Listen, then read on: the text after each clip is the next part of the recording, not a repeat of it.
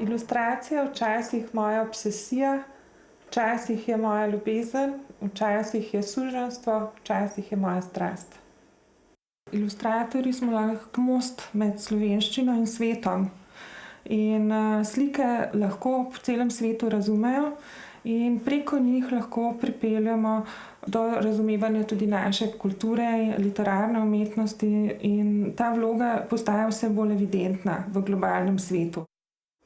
Za svoj največji dosežek smatram interpretacijo svetovnih pravljic zaradi modrosti in večne lepote, ki je skrita v njih.